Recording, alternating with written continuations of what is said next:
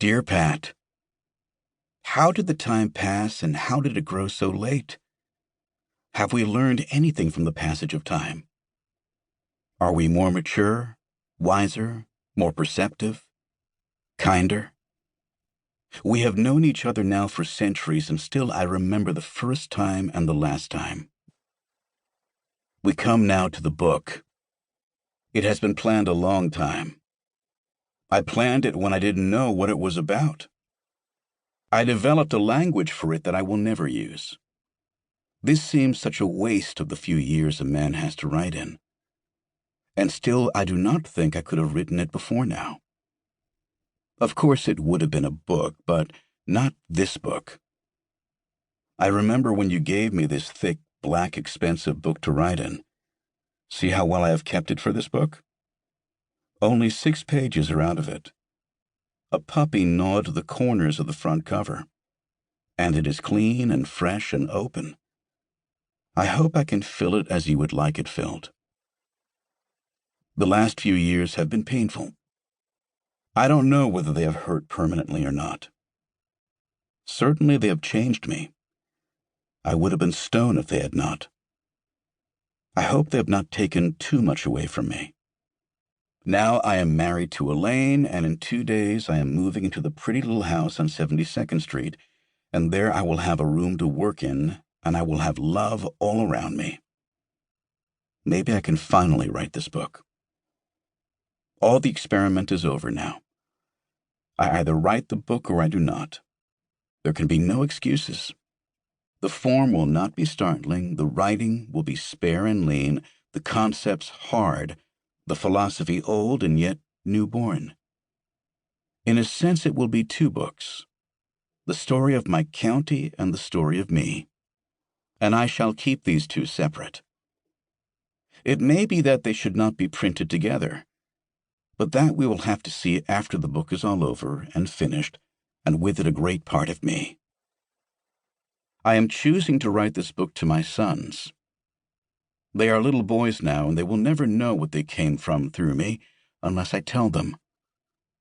It is not written for them to read now, but when they are grown and the pains and joys have tousled them a little. And if the book is addressed to them, it is for a good reason.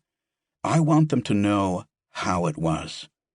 I want to tell them directly, and perhaps by speaking directly to them, I shall speak directly to other people. One can go off into fanciness if one writes to a huge nebulous group, but I think it will be necessary to speak very straight and clearly and simply if I address my book to 2 little boys who will be men before they read my book. They have no background in the world of literature. They don't know the great stories of the world as we do. And so I will tell them one of the greatest, perhaps the greatest story of all. The story of good and evil, of strength and weakness, of love and hate, of beauty and ugliness.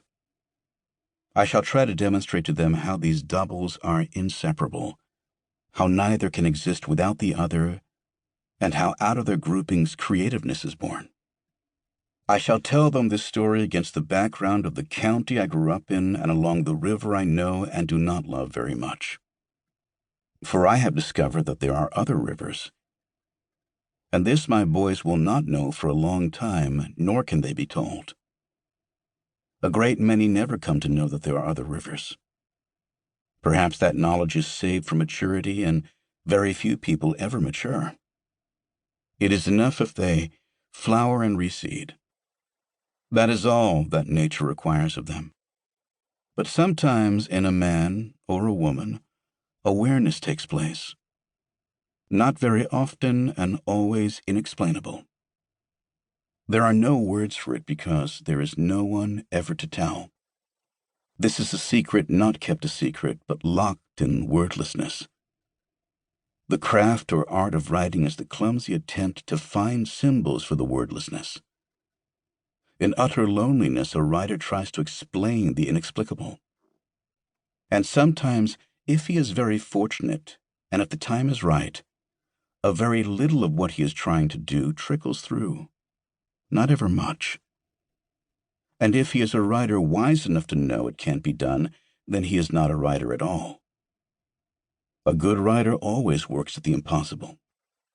There is another kind who pulls in his horizons, drops his mind as one lowers rifle sights. And giving up the impossible, he gives up writing. Whether fortunate or unfortunate, this has not happened to me. The same blind effort, the straining and puffing go on in me. And always I hope that a little trickles through. This urge dies hard.